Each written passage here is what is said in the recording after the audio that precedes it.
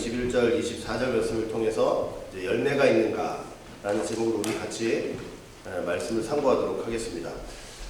제가 딱 보시면 아시겠지만 정말 한 이틀 전까지만 해도 괜찮았는데 우리 집 그 두 마리 새끼들 있죠? 걔네들이 어제 감기를 걸려와가지고 그것도 그냥 이렇게 되는 바람에 목소리도 가고 지금 뭐 콧물도 나고 난리가 났습니다. 이해해 주시고 용서해 주시고 또 감기 걸리신 분들 되게 많으신 것 같아요. 이제 건강 항상 좀 조심하시고 따뜻한 물도 많이 드시고 몸도 따뜻하게 하시면서 잘 건강 유지하시길 좀 바라겠습니다. 자, 우리 어느새 벌써 2019년도 마지막 주일이 되었습니다. 벌써 이제 이틀 지나고 나면 이제 3일째 수요일이니까 이제 2020년 1월 1일이 되는 것이죠. 52주 가운데서도 이제 마지막 주일을 맞이하였습니다. 이제 새로운 캘린더가 시작되고 새로운 달력이 시작되고 새로운 시간이 시작되는 것이죠. 그렇게 새로운 시간이 시작되는 것은 뭐 누구도 막을 수 없는 역사의 필연입니다. 근데 엄밀히 따져보면 이렇게 시간이 흘러간다는 거, 또 달력이 바뀐다는 거, 묵은 해를 보내고 새해를 맞이한다는 거 잘 생각해 보면은 그냥 시간의 연장일 뿐인데 시간의 연속일 뿐인데 인간의 마음은 그렇게 받아들여지지가 않고 무의미한 뭐 달력의 교체라든가 아니면 시간 연속이라든가 이렇게 받아들여지지가 않고 새로운 시간이 시작됐다라고 받아들이면서 항상 이제 연초가 되면은 하나님께 서원하고 또 여러 가지 계획들을 마음에 각오하고 다짐하면서 그렇게 보내는 것이 바로 새로운 시간의 첫날인 것 같습니다.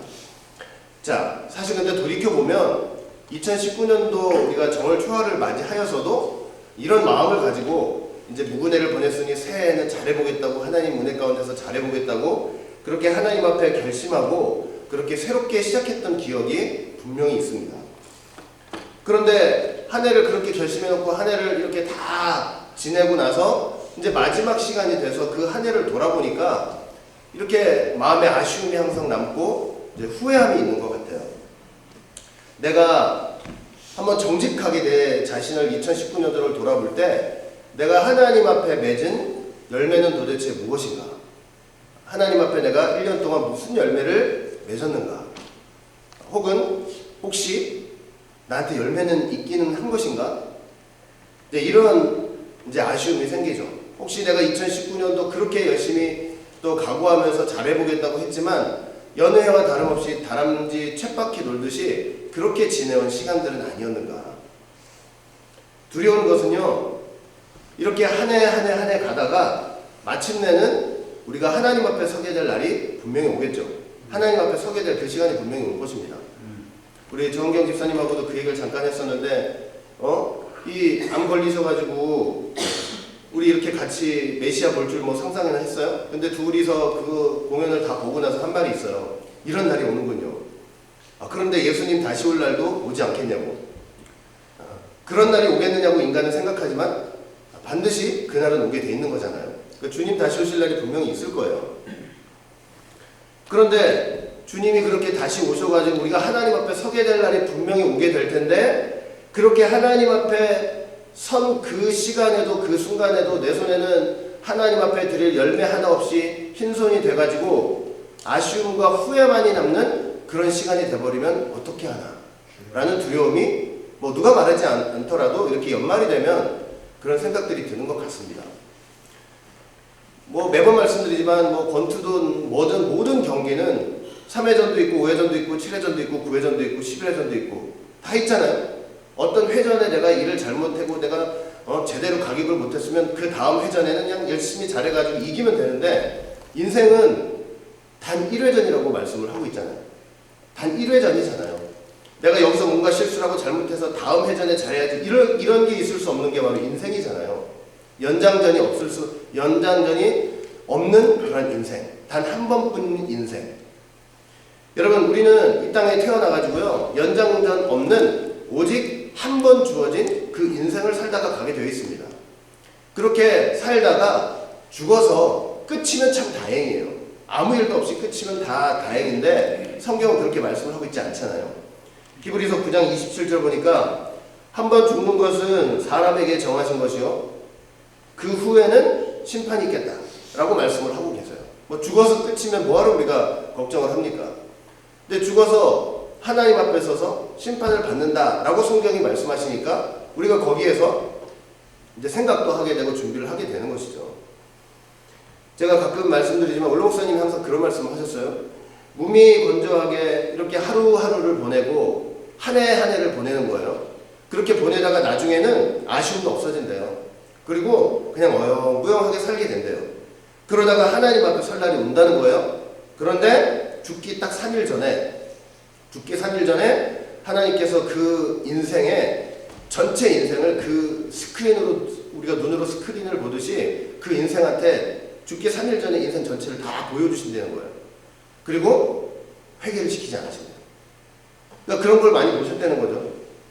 제가 그 얘기를 들으면서 이런 생각도 들어요. 그럼 회개는 언제 해야 되지? 회개는 그래, 내가 죽을 때쯤 돼가지고 해야지. 그게 회개가 아니고, 회개는 바로 나중에 뭐 어느 때가 되면 그렇게 회개하는 것이 아니고, 바로 지금 정말 하나님의 말씀을 들을 때, 오늘 우리에게 회개할 마음을 주실 때, 그때 회개를 해야 되는구나 하는 생각도 사실은 듭니다.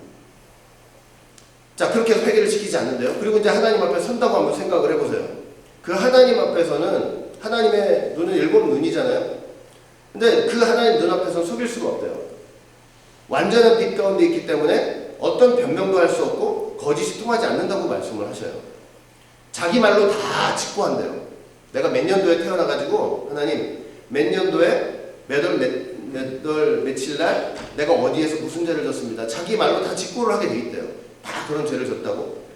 그렇게 직고를 하고 하나님께서 그걸 다 들으신 다음에 그래? 너 이제 그런 인생 살았으니까 너 지옥 가. 이게 아니라는 거죠. 자기가 자기 말로 잘 직고한 다음에 하나님이 너 죄 졌으니 유황불로 들어가라. 그게 아니고 자기가 말해놓고 자기가 알아서 우양우 좌양자 자기 길을 간다는 거예요. 사람이 죽을 때를 보면 그 사람이 어떻게 살아왔는지를 알 수가 있대요. 제가 이 말씀도 상당히 항상 기억 남더라고요. 정말로 예수님을 믿고 그 마음에 죄 사함의 기쁨이 있는 사람은 찬송 들으면서 가족들 모아놓고 찬송 들으면서 기도하면서 그렇게 편안하게 간대요. 그런데 자기 마음에 예수님을 믿은 그 숙제함, 그 기쁨이 없는 사람들은요, 눈을 부릅뜨고 안 간다고. 여러 번 보셨다는 거예요. 난 절대로 내가 왜 가냐고. 나 지금 갈 수 없다고. 주먹에 힘을, 안간힘을 주면서 그렇게 간다는 것입니다.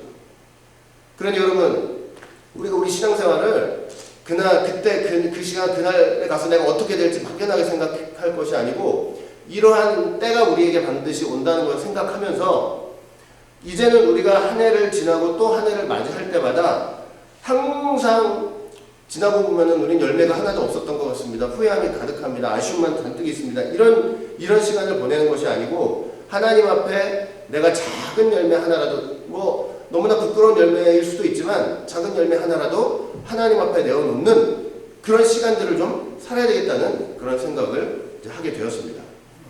누가복음 13장 6절부터 9절 보면 이제 포도원에 무화과 나무 심은 이제 비유가 나오죠. 한 사람이 포도원에 무화과 나무를 심었어요. 열심히 노력했어요. 애를 썼어요. 포도원에 무화과 나무를 심고 왜 노력을 하고 왜 애를 썼겠어요? 그 심은 사람이 무엇을 얻기 위해서요? 열매를 얻기 위해서잖아요. 다른 이유가 있겠어요? 나무를 심었어요. 땅을 조성하고 나무를 심었으면 목적은 뭐냐면 열매를 얻고자 하는 것이거든요. 3년 열심히 했더니 아무것도 안 나오는 거야. 아무리 노력해도 아무것도 안 나와요. 주인이 화가 났어요. 이거 땅만 허비하지 말고 그냥 나물 뿌리째 뽑아가지고 버리자. 그랬더니 과원지기가 어떻게 말해요? 딱 1년만 더. 1년만 내가 땅을 파고 거름을 주고 비료도 주고 할 테니까 1년만 좀 지켜보자고. 그러면서 이제 그 나무를 뽑지 않고 1년 더 이제 하게 됐다는 얘기죠. 우리가 어떻게 보면요, 우리의 신앙생활이 1년이 됐든 2년이 됐든 뭐 10년, 20년이 됐든 우리가 지금 여기서 이 땅에서 하고 있는 신앙생활은요, 어쩌면 이 과원지기가 주인에게 간청해서 얻어낸 그 1년을 살고 있는 그런 신앙생활입니다. 간신히 얻어낸 거예요. 목숨, 예수님께서 자기 생명을 담보로 얻어낸 그 1년인 거예요. 그걸 우리가 살고 있는 거예요. 그런데 과원지기가 자기 생명과 목숨을 담보해서 그렇게 얻어낸 1년은 무엇을 위해서겠어요? 결국은 열매를 위해서 한 거예요. 열매를 심었으니까, 하나님의 뜻을 위해서 심었으니까 열매를 얻기 위해서 그렇게 1년 유예 기간을 얻어가지고 애를 쓴다고 말씀을 하고 계시는 거죠. 여러분, 그래서 우리 삶의 신앙생활의 목적과 의미라고 하는 것은요, 결국은 뭐냐면 하나님 앞에서 열매를 내는 거예요. 하나님 앞에서 열매를 내는 삶이에요. 예수님이 뭐라고 말씀하셨냐면 요한복음 15장 8절 보니까 너희가 과실을 많이 맺으면 내 아버지께서 영광을 얻으실 것이요 너희가 내 제자가 되리라. 뭐 과실을 많이 맺는다에 초점 맞지 말고 하여튼 과실을 맺어야만 하나님께는 영광이 되고 너희들이 나의 참 제자가 된다고 말씀을 하시는 거예요. 열매가 있어야만. 세례요한은 뭐라고 했습니까?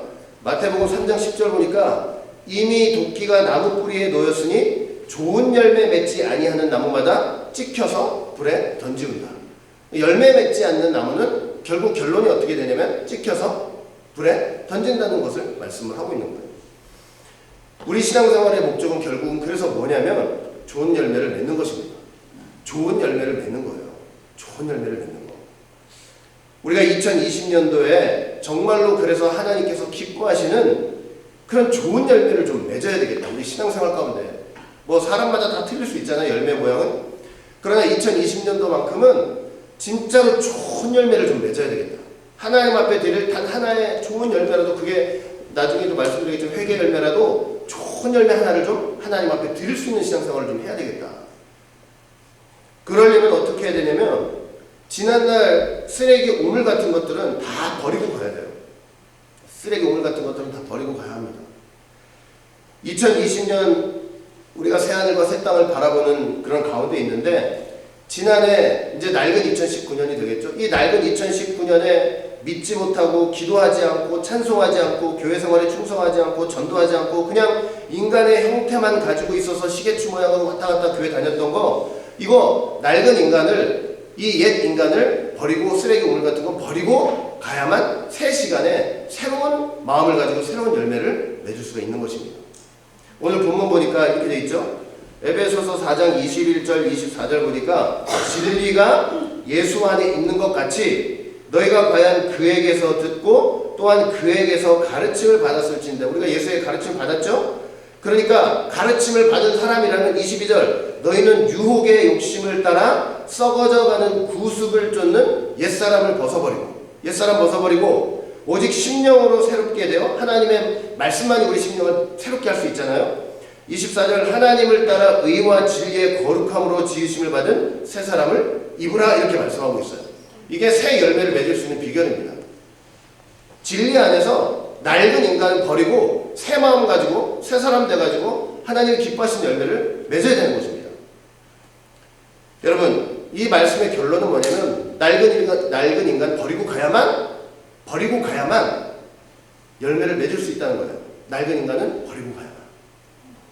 그래야 새 마음을 가지고 새 사람 돼가지고 열매 맺는 한 해를 맞이할 수 있다. 여러분 낡은 인간 우리가 왜 살면서 일이 불통하네요. 한마디로 말하면 감사가 없기 때문이에요. 감사가 없기 때문에. 하나님께 감사가 없어요. 말은 은혜 하는데 은혜가 없어요. 하나님의 말씀이 머물러 있지 않아요. 하나님께서 야 너 내 것 가지고 살면서 그렇게 감사 없는 집이구나 이 집이 감사 없는 집이구나 하는 순간요 하나님이 그 집 안 들어가신다는 거예요. 그러면 그때부터 모든 게 불통이라는 거예요. 근데 진짜 하나님 앞에 감사하는 사람은 절대로 망하지 않는다는 거예요. 절대로 망하지 않아요. 집안이 안 될 리가 없어요. 낡은 인간의 대표적인 모습이 뭐냐면 우리가 버리고 가야 될 낡은 인간의 대표적인 모습이 뭐냐면 불통의 원인이 되는 게 뭐냐면 감사가 없는 거예요. 감사가 없는 거. 이거를 다 2019년도 지나갈 그 시간 속에 거기에다 다 묻어버리고 그 감사가 없던 그 모습을 다 묻어버리고 이제 새 마음 가지고 출발을 해야 되겠다는 것이죠. 여러분 로마서 1장 25절 보면 21절 보시면 1장 21절 보시면 하나님을 알되 하나님으로 영화롭게도 아니하며 감사치도 아니하고 오히려 그 생각이 허망하여지고 미련한 마음이 어두워졌다. 이곳에 하나님을 알되라고 되어 있죠. 하나님을 안다. 이게 무슨 말이냐면 하나님을 안다고 얘기하고 하나님을 내가 그동안 살아온 생활 통해서 하나님 다 배웠어. 너무나 잘 알아. 그런데 영화롭게 하지 않는데요. 그 말이나 삶을 보면 하나님을 영화롭게 하지 않고 오히려 하나님을 해방하는 자리에 서 있고 감사치도 아니한대요.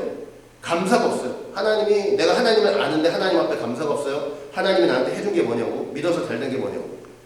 허구한 날 불평하고 불만을 터뜨리고 원망하고. 여러분 꼭 기억하세요. 감사 없는 삶에는 하나님이 없습니다. 이거 한번 따라해보세요. 따라해보세요. 자, 따라해보세요. 감사 없는 삶에는 하나님이 없습니다. 한 번 더 크게 시작. 감사 없는 삶에는 하나님이 없습니다. 감사 없는 삶에는 하나님이 절대로 없어요. 감사할 때 그 집안이 편안해지고 어둠이 못 들어와요. 어둠이 들어오려고 하다가도 감사하잖아요. 그 감사가 집안의 울타리가 되는 거예요. 못 들어와요. 어둠이. 악한 마귀가 못 들어오는 거예요. 감사가 없으면 생각이 허망해져요. 자꾸 생각이 허무해져요. 믿어서 뭐하나, 교회 열심히 다녀서 뭐하나. 미련한 마음이 어두워져요. 점점 하나님 멀게 되는 거예요. 하나님과 멀어지게 되는 거예요. 그리고 감사 없는 삶은 뭐냐면 무지함과 그 다음에 굳어짐이에요. 아주 완악한 거예요. 완악한 거. 에베소 4장 18절 볼 때 저희 총명이 어두워지고 저희 가운데 있는 무지함과 저희 마음이 굳어짐으로 말미암아 하나님의 생명에서 떠나 있다. 감사가 없는 사람은 솔직히 말해서 신앙생활 몇 수십 년을 했어도 아무것도 깨닫지 못하는 사람이에요. 감사가 없는 사람 아무것도 깨닫지 못하는 사람이에요. 옳고 그름을 분별할 수도 없는 사람이에요. 감사가 없는 사람은요, 마음이 굳어진 사람이에요. 마음이 굳어진 사람. 이 마음이 굳어졌다는 말이 원어로 보니까 대리석보다 더 단단한 돌 같은 마음이래요. 이게 의학적 용어로 보면은 이게 여러분 피부 경화증이라고 아주 탁탁하게 굳어지는 그 병이 있잖아요. 그런 것과 똑같다는 거예요. 어떤 피부가 병적인 요인에 의해서 아주 탁탁하게 굳어지는 거. 뼈가 부러졌는데 다시 붙을 때는 본래 뼈보다 더 단단하게 붙는 것처럼 그런 거예요. 그래서 감사가 없고 고집불통 하나님이 없는 사람은 그렇게 부러진 뼈가 다시 붙으면 더 단단해지듯이 그렇게 더 마음이 굳고 완악한 인간이라고 말씀을 하고 있는 것입니다. 모든 감각 기능을 다 상실하고 하나님께 감사도 없고 은혜도 없고 말씀도 다 떠나가게 돼 있어요. 감사가 없게 되면. 여러분 죄의 무서움을 알아야 되죠? 죄가 들어오면 사람을 담대하게 만들어요. 겁없게 만들어요. 하나님이 떠나가지고 내가 왕이 되고 그 다음에 내가 하나님이 되고 내 마음대로 내 것을 가지고 내 마음대로 하는데 네가 뭐냐? 내가 밤잠 자지 않고 이렇게 열심히 일하는데 그러면 밤잠 자지 않고 그렇게 일할 수 있는 건강은 누가 주시는 거예요? 하나님 주시는 거잖아요. 근데 그런 걸 다 잊어버리게 되는 거예요. 이렇게 완악한 마음이 되면 그런 걸 다 잊어버리게 되는 거예요. 우리 죄는요, 마음을 전부 다 마비시키고 또 믿음, 소망, 사랑을 다 마비시키고 결국은 받은 바 은혜도 기억하지 못하도록 감사를 다 뺏어가는 게 바로 죄예요, 죄. 그리고 그 결과 어떻게 되냐면 사랑이 더욱더 식어지죠. 그리고 방탕하게 돼요. 에베소서 4장 9절 19절 말씀 볼 때 저희가 감각 없는 자 되어 자신을 방탕에 방임하여 모든 더러운 것을 욕심으로 행하되. 감각이 묻어져가지고 이렇게 감사가 없이 감각이 묻어지면 이제 마음속에 무서운 생각하는 거 서슴지 않고 말로 행동으로 그걸 표현해도 부끄러운 줄 없고 죄 지어도 그게 죄인 줄 모르게 되는 거예요. 이런 낡은 있잖아요. 낡은 인간. 이런 실패의 사람. 이 실패의 사람을 이제 2019년도 가잖아요. 이틀이면 가잖아요. 그 2019년 그 낡은 사람을 그 2019년 지나가는 2019년에 다 묻고 이제 2020년대는 좀 새롭게 출발하자 이거예요. 다 묻어버리고. 그리고 오늘까지 내가 거짓으로 포장했던 거 이런 것도 다 좀 버리고 갔으면 좋겠습니다. 에베소서 4장 25절 그런즉 거짓을 버리고 각각 그 이웃으로 더불어 참된 것을 말하라. 이는 우리가 서로 지체가 됨이니라. 거짓은 진실의 반대죠. 거짓말하는 사람은 분을 잘 내요. 왜냐하면 자기 욕심이나 거짓을 화와 분으로 포장하기 때문이에요. 세상에는 여러 가지 거짓이 있죠. 뭐 고의적인 것도 있고 무심코하는 거짓도 있고 부풀려 하는 거짓도 있고 침묵하지만 거기에도 거짓이 있을 수 있어요. 자기 양심의 소리를 누르고 자기 입장만 고수하는 거. 이런 거짓된 것도 이제 2019년도 지나가는 세월에 다 묻고 정말 2020년도에는 하나님 앞에 사람들 앞에 양심이 있게 정말 참말을 하면서 진실된 생활을 하자. 그것입니다. 그래야만 새해에는 하나님이 기뻐하시는 열매를 우리가 조금이라도 작은 것 하나라도 하나님 앞에 드릴 수 있을 거라고 저는 분명히 믿습니다. 결론을 맺겠습니다. 우리가 2019년도 이제 이틀 남았는데 이거 어떤 것도 좀 버려야 되냐면 내 마음에 있는 숨은 거, 내 마음에 숨은 거, 자기만 아는 비밀, 부끄러운 거 있죠? 남한테 말할 수 없는 거, 이런 것도 다 부끄러운 그 숨은 부끄러운 일들도 다 버리고 좀 가야 할 것입니다. 고린도후서 4장 2절, 이에 숨은 부끄러움의 일을 버리고 괴울 가운데 행하지 아니하며 하나님의 말씀을 헛잡지 아니하고 오직 진리를 나타내므로 하나님 앞에서 각 사람의 양심에 대하여 스스로 청구하노라. 이럴 정도로 자기만 아는 비밀 있죠? 지나오면서 나만 아는 비밀, 남들은 절대로 알 수 없는 내 죄, 부모도 모르고 형제도 모르고 친구도 모르고 그런 비밀, 마음의 그런 숨은 부끄러운 비밀들, 여러분 이런 것도 실은 이제 2019년도 보내면서 그런 것도 다 하나님 앞에 회개하면서 철두철미하게 묻어버리고 그렇게 새 출발을 해야 할 것입니다. 새 옷을 입기 위해서는 이 낡은 옷은 반드시 버려야 돼요. 저와 여러분들이 오늘 말씀을 듣고 이렇게 좀 버리는 연습과 훈련을 잘 해나갔으면 좋겠습니다. 뭐 운동도 갑자기 되는 거 아니잖아요. 1등을 위해서 날짜를 정했으면 열심히 노력하고 애를 써야죠. 그래서 말씀 안에서 자꾸 이런 것들을, 이 낡은 인간들을 버리는 훈련들, 이렇게 버리면서 정말 하나님께서 기뻐하시는 열매를 맺을 수 있도록 노력하는 삶. 그러면 좋은 결과가 분명히 있을 것입니다. 욥기서 22장 23절 보면 네가 만일 전능자에게로 돌아가고 하나님께로 돌아가고 또 네 장막에서 불의를 멀리 버리면 다시 흥하리라 이렇게 말씀하고 있어요. 너 하나님 앞에 돌아오고 네 장막에서 불의를 멀리 버리면, 이게 뭐냐면 이건 어떤 거냐면은 제가 아까 말씀드렸죠. 마음에 숨은 일도 버려야 되겠다고 그랬잖아요. 장막에서 정말로 아무도 모르고 아무도 듣지 않는 가운데 부부끼리라도 쑥덕쑥덕했던 죄 있죠. 하나님을 원망하고 그런 죄까지도 멀리 해버리면, 그런 것도 멀리하면 다시 흥하게 되는 역사를 하나님께서 주시겠다고 말씀을 하시는 거예요. 그 다음에 부요의 축복을 주겠다.